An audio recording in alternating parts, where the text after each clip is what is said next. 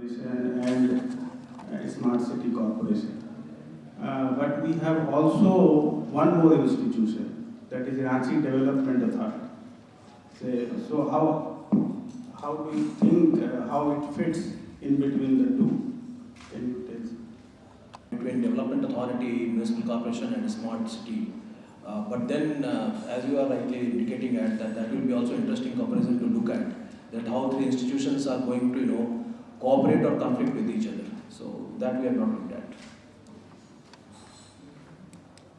So yeah, it's a question to Praveena, and not just a question, it's a comment I said. Because when we talk about gender and when we talk about smart city or any city, so there are three main components we talk about. So first is very important, gender infrastructure. When you're talking about that, yeah, definitely there we can see this discrimination is there, inequality is there. So are we going to bring something in infrastructure when actually that cater the gender? That's the first.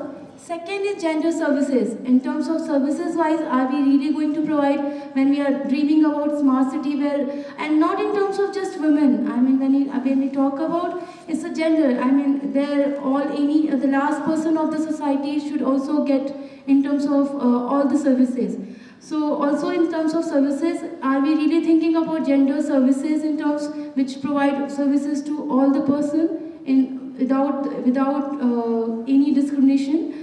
And the last, when we know that, as you mentioned in your presentation, the patriarchy exists and there are different kind of discrimination exists, so we need a certain sort of a training and certain sort of workshops in terms of which actually shift their behavioral shift from a very patriarchal norm setup to equality based setup. So yeah, all these components we need to take care when we are really dreaming of a smart city, because the city has to be equal for everyone and that should be considered. Thank you. You seem to have made this what you call like this.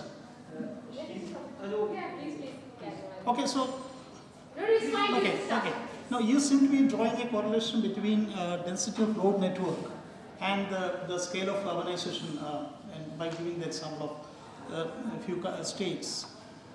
Is it not that the demand for people to move from rural areas to urban areas actually create the demand for more roads? Or is it that if you just have a better road network, the urbanization will happen in a much bigger way? And the question number two is that one has to be a little careful about drawing parallels between states which are not comparable. In the sense, you say that Jharkhand, the density of road network is quite low as compared to many other states like Gujarat. But one also has to look at the population density and the geographical distribution of the population. It's a very important factor when it comes to the demand for the requirement for a road network. Otherwise, we'll be just having a situation like what they have in China. You are building highways to nowhere. So these are two questions I have. Thank you for your comments.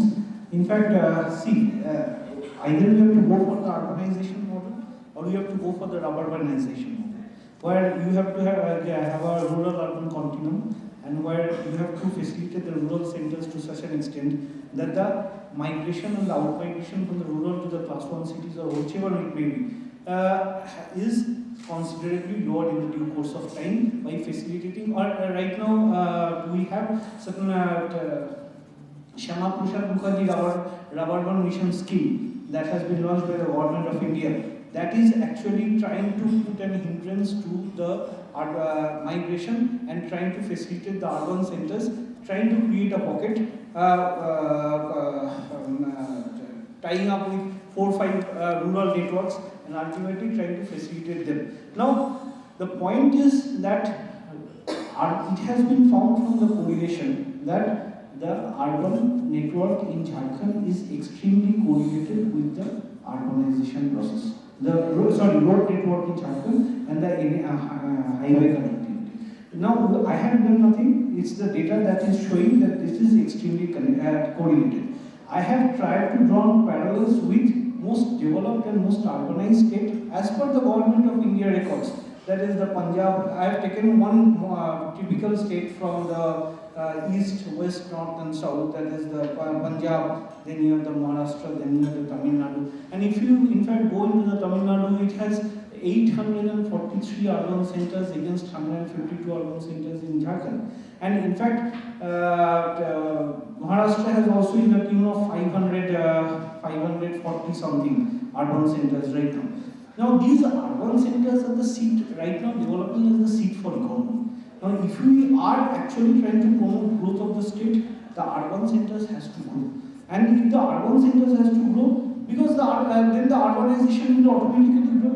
And if the urban centers has to grow, it has to be connected with the road network. Now, if you go into the Government of India Transport Report 2021, Vision 2021, it says that by 2030, the road corridors will be the main corridors through which all movement of goods and freight will take place, and not the railway corridors. Now, that means there is a need for road development to take place within the state or wherever the development is taking place. And over and above, see, urbanization is coupled with industrialization. When there is an industrialization, there is automatically puts pressure on infrastructure. And whenever there is a pressure on infrastructure, automatically the first infrastructure that comes up in the mind is how the communication infrastructure is. Either it is road or the railway or whatever it may be the thing. So if Jharkhand is the most mineral resource state in India, and it has 33% of the mineral reserves of the country located over here. But industrialization is not at its level best as is expected. So if industrialization has to go, then road network has to come. So all things are interlinked with one another. It's not exactly with urbanization. I was asking this question about the causality anyway, that's okay. That's fine, yeah. So, I understand you were just suggesting, so I just want to clear some things from my end. First of all, when I said smart cities, so smart cities for me means safe and inclusive cities for women and girls. When I'm emphasizing on women and girls, I completely, first of all, I find them in the margins of the margin, just where I come from, when we are talking about women, they're not homogeneous, they are different identities. So marginalities comes in. But I do agree, opening it up. But Jagori's focus on women and girls, that's why I just upfrontly stated that. Secondly, you talked about gender and transport and gender and basically support systems. Like, are we going to give them trainings? Actually, we are in a very smaller, limited way with our partners. We are doing that, but it won't go further if it won't be picked up by the state in a larger level. Yes, there are shelter homes, yes, there are one-stop crisis centers there, but how are they working? We recently did a feminist counseling workshop where one-stop crisis members from Jamshedpur and Ranchi were part of it. The basic concept when someone approach how to be sensitive, gender sensitive, yes, we are doing it. In a very smaller way, and we are we are continuously going to the government and saying, okay, take it further, take it. Like, you can build, they can work on scales, simple as that. The other thing, gender and transport, particularly if I want to talk about, okay, we are building roads, and it's very important. I'm not saying it's not important, infrastructures are very important. But I have met people, for instance, students, Ranchi and Hazaribagh, where you just take Ranchi. Ranchi is education hub. Most of the people, like when you talk about whose city is this, who's staying here only, we have a transit population. There's lack of last mile connectivity. So students who come, unorganized sector workers who come and visit Ranchi, they have to supposed to leave by 4:30. Because they won't get transport. So if you're talking about road, then talk about service too. And if you're talking about services, then talk about the safety too. And that can be only then when you engage them, when you break. Yes, it's patriarchal. Yes, you just see the policies. And you just see it. Inclusive, definitely the terminology is there, but is it really inclusive? You just see this forum, how many women can you find? Well, I'm not saying that there are no initiatives. There are definitely initiatives there. But something is fishy. Come on, I'm sitting here, I'm the only woman here. I'm not thinking they haven't invited people. Definitely, probably they must have invited people, women. But how much are though? There is a very huge gap when you say that's our numbers. So because when I talk about smart cities, I mean, I'm saying it's not just data. I am a human being. Like, I access this space. There's a subjective thing to it. I really in favor of all this data because that helps you to build the arguments and things. Everything important. But please, this angle is a human angle. Give that to it. So that's it.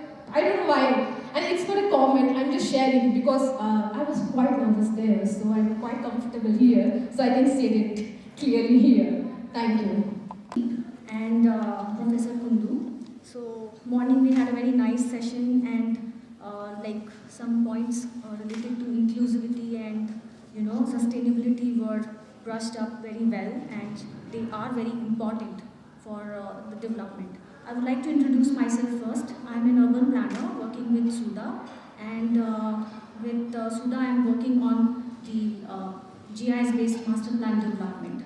So, and also I'm looking into the online building plan approval management system. So these are the two things that I'm looking after. So of course my question would be around this, use of technology. So one of the important point of discussion was related to more inclusive cities where a lot of people should have access to the facilities.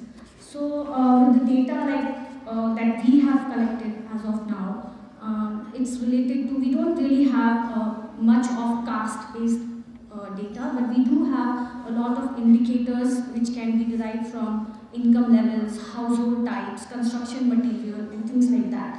So since we all know that we do have a lot of capacity building programs, and we definitely need more, at ULB levels, we don't have many people who are actually at implementation level.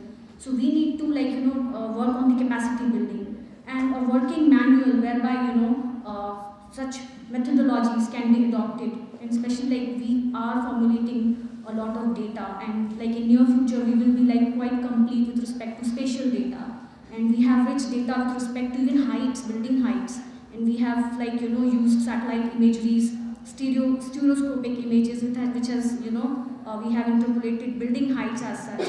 So could there be a methodology which is much more logical, rational, and can be integrated right at the planning levels, and that can be included in our capacity building programs, from scholars and from the trainers and speakers here? You very nicely explained about monitoring indicators under the smart city mission. I work with urban homeless population in Ranchi city, so all of my experience about city and its people comes from the work that I'm engaged with. My question is very specific, related to monitoring indicators which are related to human rights, because in this whole smart city mission, I somehow feel that the whole right-based approach is somehow missing. And so this is the part one of my question. My second question is that how this whole project is going to benefit the lower income group, and specifically the most disadvantageous urban people. So answer. Proposing in the name of enhancing quality of life, is it taking away accountability factor? And in accountability, I am looking at right as one of the important indicators. And that's what I indicated as when I said citizen versus consumer. Because we are not to be looked as a consumer. Because the moment we are looked as a consumer, it all depends on my ability to pay. And the whole services which the city promises to a citizen will have a different parameter to evaluate.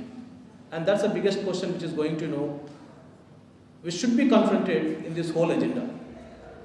We have no problem in participation of private players. In fact, that should be welcome because constraint of government is well known.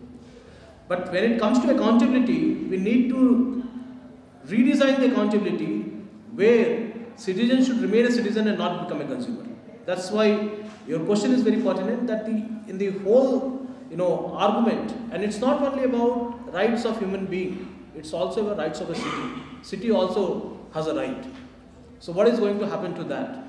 So these are certain questions I believe, and there were, when we have started working on it, when Professor Kundu said that expenditure is an issue, I believe the whole framework needs to be debated and deliberated before we really think of creating something which is going to make a visible impact on life of individuals.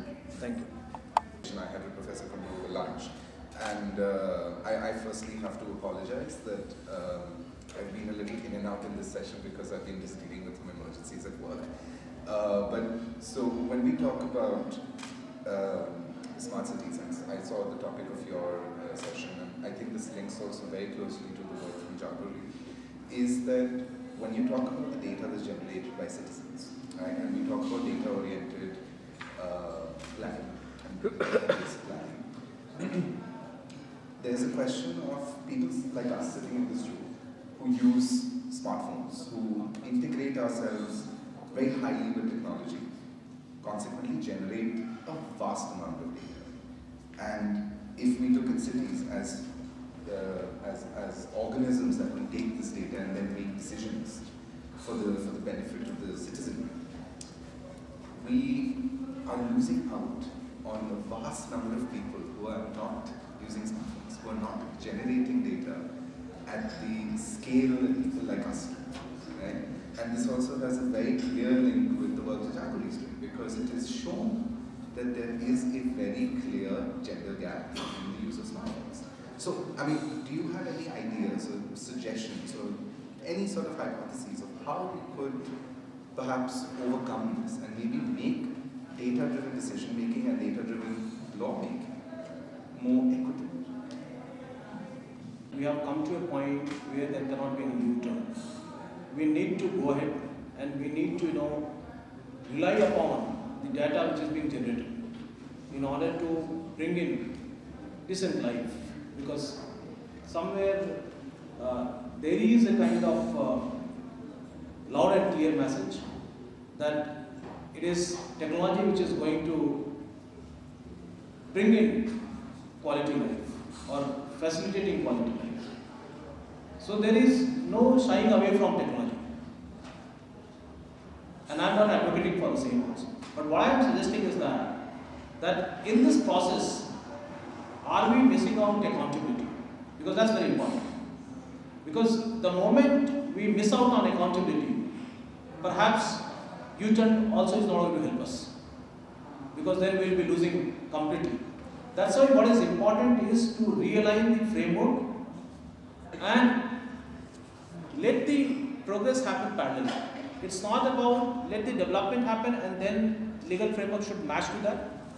There is a need of developing the legal framework along with the development of the city. That's what is very important.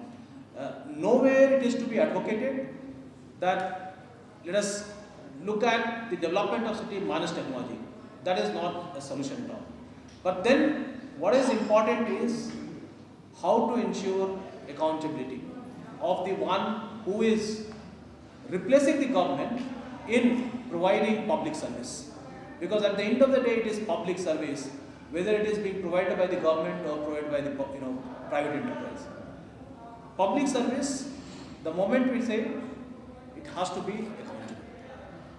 For example, when you look at the SPV model, what about user charges? Who is going to decide that? What shall be the mechanism? Where will be my voice as a consumer? Or where will be my voice as a citizen? So the whole structure is missing. So technology is to be welcomed, but not at the cost of my voice as a citizen in the decision-making process. So technology can help us in making evidence-based decision-making, but that should be at the end of the day for larger public interest, and that's very important. Yeah. So we were having this discussion with Kundu sir, and this thing came up that what about you're talking about how accountability should be improved, and it's so important, and the legal system needs to work parallel with that, and yet we do not have a proper or very good channel of citizen grievance redressal. We do not have great platforms, and how do you think what role does this have to play along with the whole concept around smart city?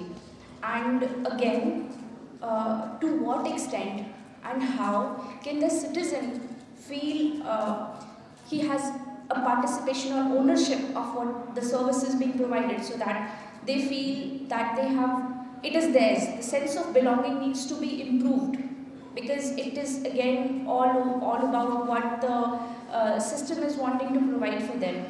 For me to take care of the road that was built outside my house, I need to have a sense of ownership over it. And if something goes wrong, I should have a proper, very strong platform where I can voice my concerns and my issues. What about that, if you have? That platform is extending all voices to the people.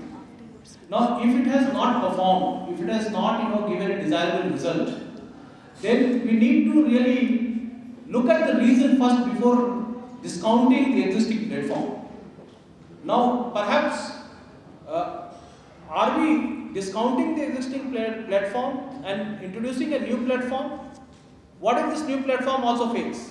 Then we will be having another model. So what I'm stressing on is, what I'm emphasizing on is that we have a legal structure which talks about accountability, and responsibility is same. It is the municipal corporation structure also talks about ensuring public amenities, quality life. Why we are not first looking at the deficiencies which are there, if any, and then to strengthen the smart city structure on the basis of it. It is all about now, without evaluating, without doing any auditing, we are proposing a new structure. So this is what is significant.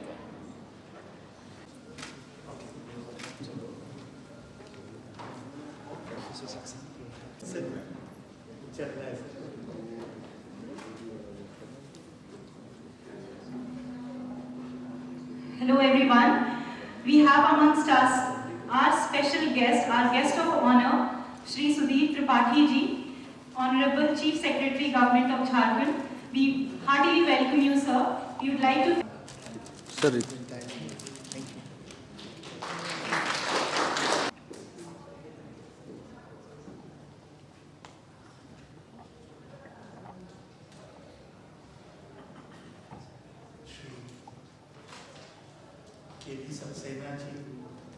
in so many ways for people of my generation in the services had been sort of our conscience keeper or whatever remains of it.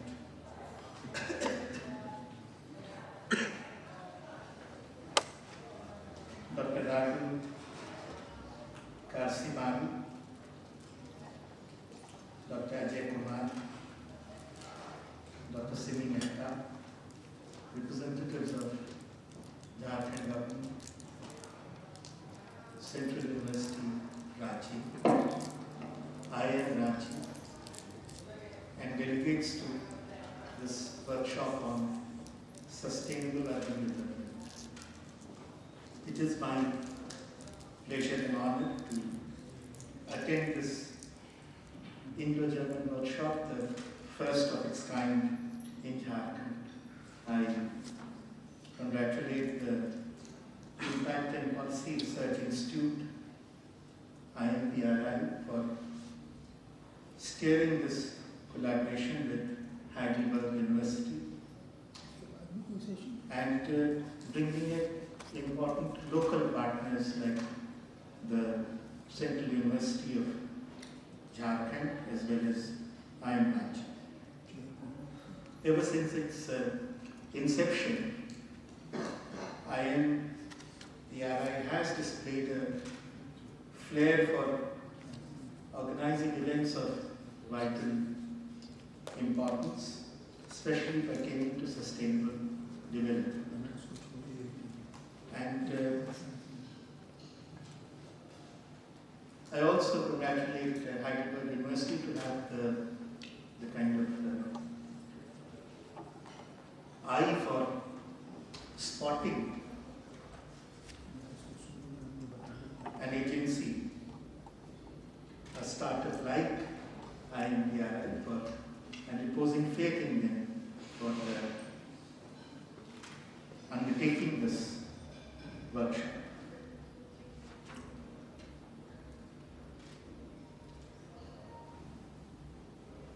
The state of Jharkhand is committed to attainment of the universal sustainable developmental goals, and in pursuance of it, we have done our own exercise in the form of a 3-year action plan, a 7-year strategic plan, and a 15-year perspective plan.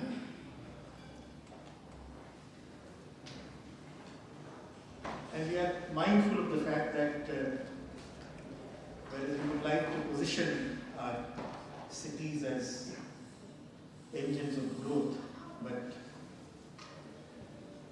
if things don't fall as per plan, they can very easily become just the opposite, cesspools of what we would not like it to be.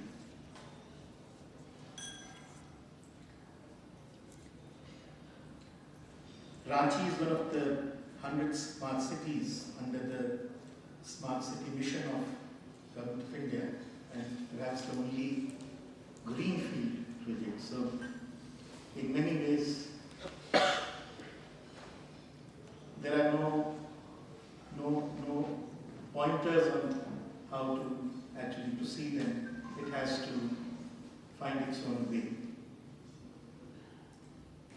And in this kind of a situation, this kind of a workshop, this kind of a deliberation becomes very, very important to us, because it will in many ways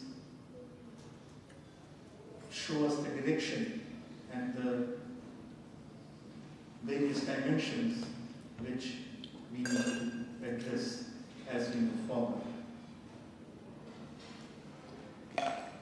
For development of modern state-of-the-art amenities, Star City Ranchi will offer opportunities to investors in areas of real estate, health, education, housing, and hospitality, among others.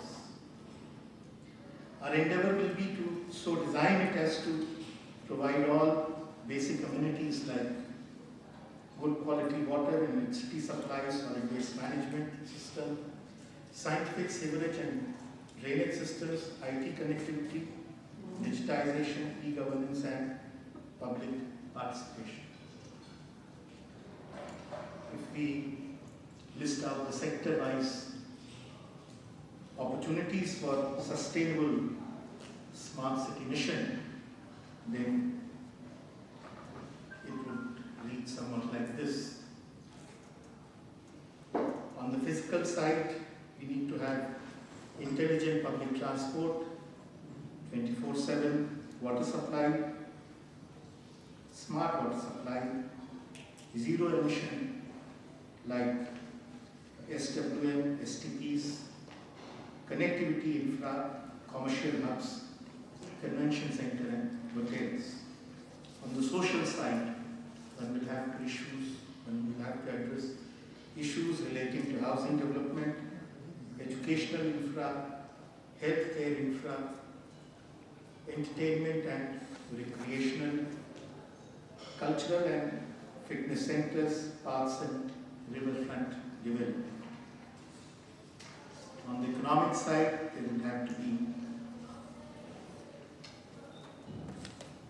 issues relating to skill development centers, incubation centers, transit hub, commercial centers, banking centers.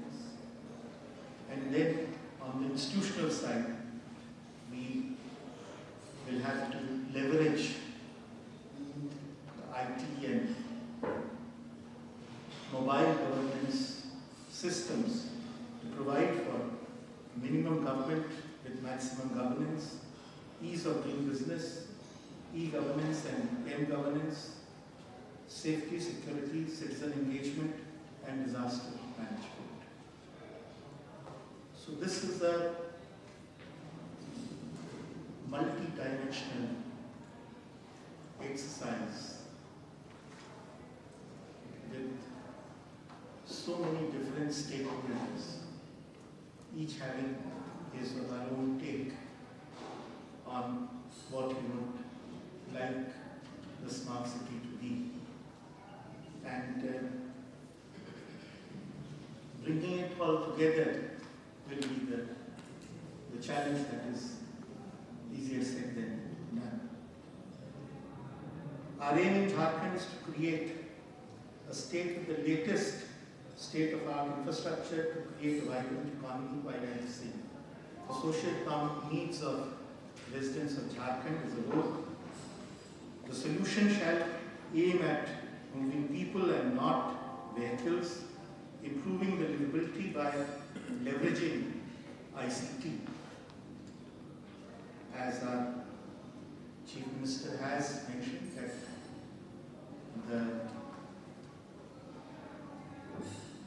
the USP of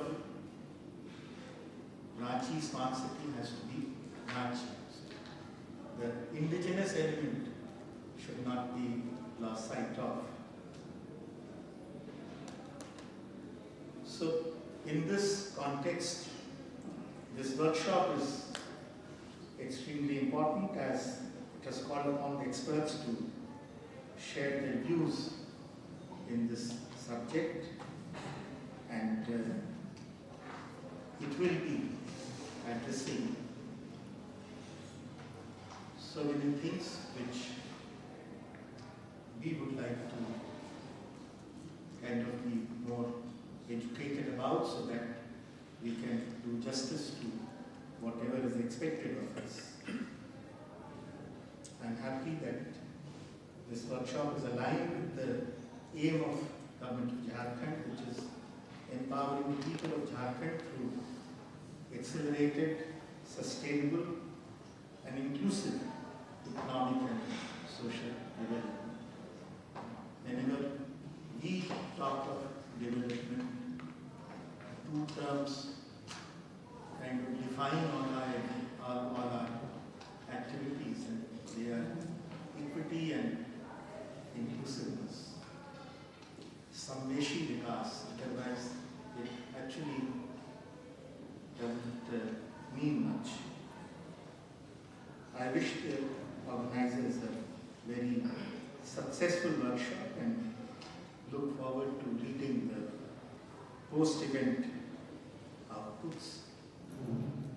I sincerely hope that this event will be a precursor to many such programs and collaborations with Government of Jharkhand in order to take our state to the highest levels of development, not only vis-a-vis India, but across the world also. And we look forward to engagement with Heidelberg University also in any which manner that is possible to facilitate things and take things forward. So, my best wishes. Thank you. Thank you.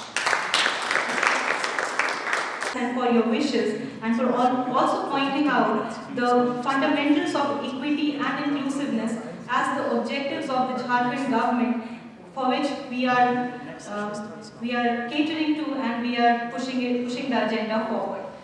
I would like to request Professor K.B. Saxena to please share his insights from the previous session, and I would also like to invite Professor Uday Shankar, Professor Satyaki. We had 4 presentations. First presentation, Dr. Mishra raised a very important issue that while we have existing law in municipal corporation,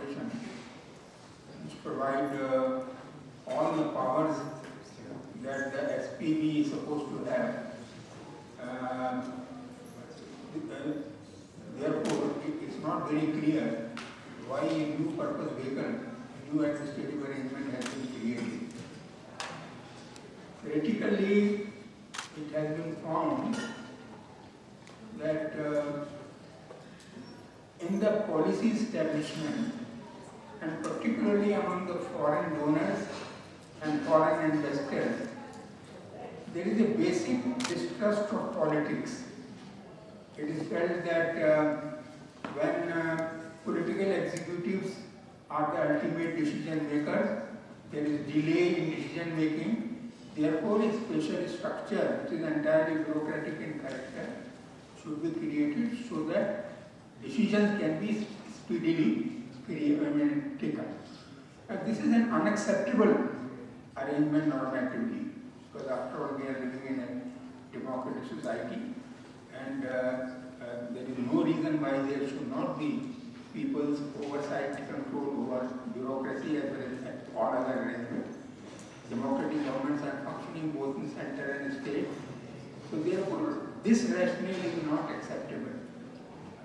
As far as the speedy decision making is concerned, many other steps can be taken for speedy decision making. Now, second issue which Dr. Mishra raised, and very correctly, is about the data ownership. One issue I raised before I come to the data ownership is the feasibility of feasibility of smartening up cities. Our feeling is that the existing data sets in respect of urban areas are insufficient for a smartening up of the cities. Particularly when you are making ICT applications, you would require considerably more data in order to take those decisions. And there is no arrangement for collection and processing of those data, which means that I hope the SPVs don't realize later that the data set, relevant data sets are not available, therefore decisions could not be taken. And to create new data sets is a highly expensive arrangement. So I think this needs to be debated, whether for ICT application, what kind of data sets would be required, whether we have those data sets or not, and if they are not there, how would the SPT integration would take place. And of course, as far as the ownership of data is concerned, very rightly Dr. Mishra has raised the question as to who is the owner of the data.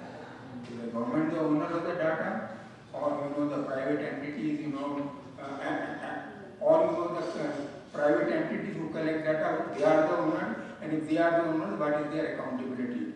And apart from that, as he rightly pointed out, the Supreme Court has also protected right to privacy, and then there is also, the issues have also been raised about surveillance, because when government or private entities have control over information, it can also be used in multiple ways which we do not anticipate at present. These issues are all in public domain, and therefore would need to be addressed, particularly issues of standardization of data, accountability of data use, and who is the appropriate and responsible person who will implement this solution. The third issue, which also he very rightly raised, about the accountability. And we have a 74th Amendment, Constitutional Amendment in position, and ULPs are in position. And it is not clear from the structure of the corporation whether SPVs would be outside the control of the ULP. If they are totally outside the control of ULP, then normatively it's not a desirable arrangement, because it would be a violation of the 74th Amendment, and also that democratic oversight would be lost. And if they are within the control of ULP, then what kind of relationship would emerge which facilitates work without losing the democratic oversight? These are issues which need to be debated. And And fourthly also, with which I agree, that world over, there is a resurgence in the belief that government is a better provider of services. And when services are provided by private players, then there is a problem, particularly there is a problem of exclusion of the poor. Because when private entities provide services, they make heavy user charges. Poor people are able to pay. What they do is that they concentrate in areas which have affluent or better standard population which can pay, and exclude those areas which are poor. So therefore, and where in India there is experience that where private entities have taken over water distribution or electricity distribution, then there is a movement against it, and in some places this structure has been reversed also. And this experience is not mainly in India but also across the globe. Now, second speaker was Dr. Siddharth, who believed that connectivity, road connectivity, is central, to the sustainable urban development. And I feel that road connectivity is important for urbanization growth, but it is visibly limited percentage. Because I think lacks the human development and human rights perspective. And within the physical infrastructure, not only road, but also social infrastructure is there. For example, in urban areas, is that social infrastructure in terms of anganwadi center, in terms of primary health center, in terms of schools, in terms of various other facilities, it is lacking. And they have to be easily provided. So, and then, the employment opportunities for the poor. It was also pointed out that I was in the morning that tribals are losing out in this area, and therefore their population has come down. And we should explore why this is happening, and so that they have an adequate share in the benefits of that community. The third speaker was Kavita, who on behalf of one community speaker who raised the issue of inclusiveness in terms of integration of women's issues. And generally it is found that while women's issues have been integrated in some context, this integration is only confined to CCTV cameras and other places. Women's issues are much more, many more, than merely providing CCTV cameras. Apart from safe public spaces, we need that discrimination, violence, and of violence is cannot be achieved by simply providing CCTV cameras. It requires high degree of infrastructure at various levels. In fact, various programs that have been initiated by the government in this regard are very inadequately spread. And then, also, the judicial justice administration system and so on. There is a huge area of women empowerment which has not found any integration within this existing SEM framework.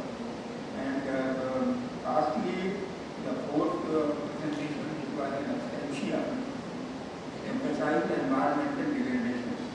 And very surprisingly, in the case of Ranchi, from the citizen survey collection of data, the top priority has been given to this mobility, and second priority to living.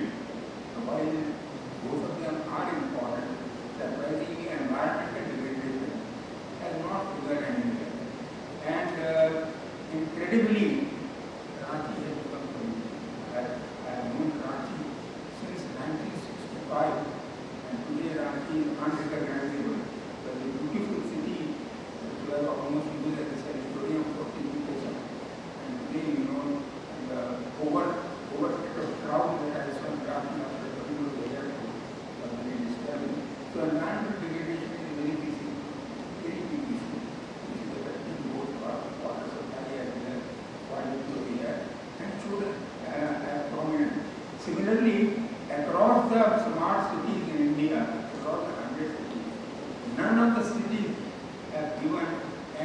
importance to governance. Although internationally, globally, governance is one of the 6 characteristics of smart city, but surprisingly, people, either the people or the government officials have included the governance as an issue. But governance is an issue, as was pointed out by Dr. Mishra himself, and governance should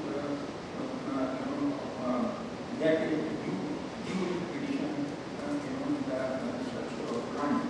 Why people have not raised governance as an issue? Because they find probably overwhelmed by such a lack of infrastructure and basic services that for them this is the priority in the immediate problem. But you will find that access to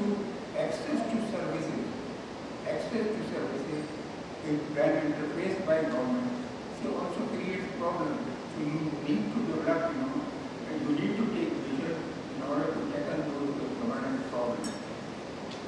Now, apart from these 4, there are also 2 or 3 other governance issues. One is that SPVs, according to the conceptualization of government, are supposed to be delegated powers of various departments, including the municipality. And there is the issue of why the municipal administration is often power is being replaced by SPV. The understanding is that municipalities or government, urban local bodies will also delegate their power. I don't know whether the party will support me, but this is the conceptualization. And various other departments, which have something to do with the SPV, who delegate their power. Now, this itself creates a problem. First of all, it creates a jurisdictional problem, which means that each department has a hierarchy, they have a separate budget, they have separate guidelines for implementation of various schemes, and there the decision making is done at the ministerial level, and the minister is accountable to the legislature. Now, is it conceivable that the minister would delegate this power to the SPV? It will get immense conflict in the implementation level. And these conflicts have not been envisaged at this stage, but they will come, and they will delay the process of decision making. Apart from politics delaying the decision making, it will be this inter-jurisdictional conflict and conflict between administrative structure and political structure, which will create conflict. Yet another governance reform is that the smart city mission has to integrate its functioning with various other national programs like AMRUT, the MULN, Swachh Bharat, and so on and so forth.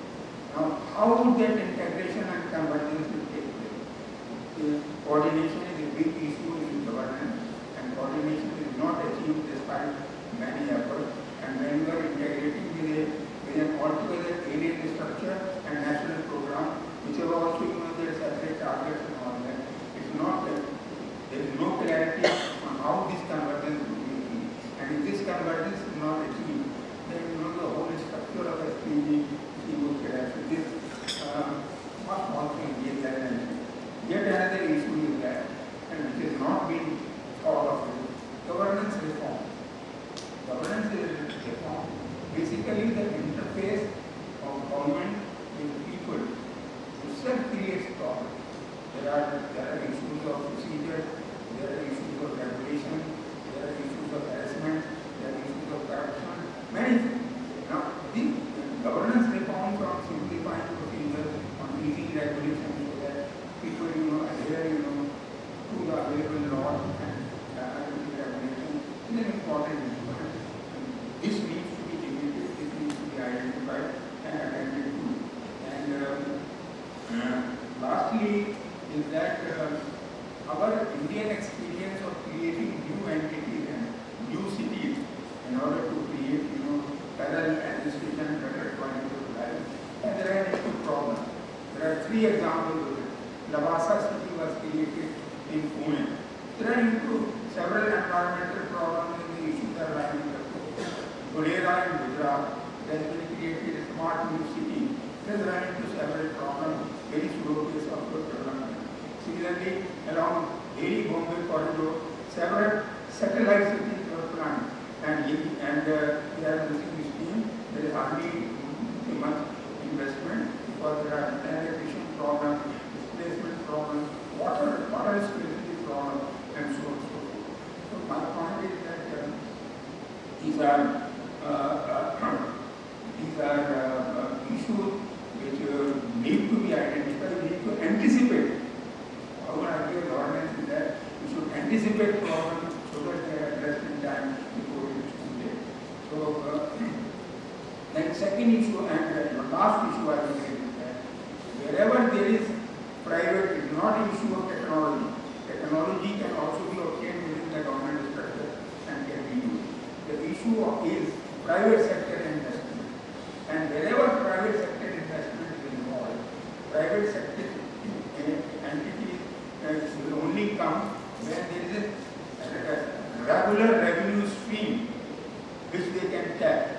Or the private investor would like the money to be recovered, and in order to recover, it will impose the charges. Now, if the users of services are unable to pay, then private investment will not be interested. And if user charges are imposed, then how many people would be able to pay that charge? You remember that North Calcutta was conceived as a smart city by the West Bengal government. They dropped out because the idea that in terms of higher imposition of water charges, they do not accept because it will hurt the interest of the people. So therefore, when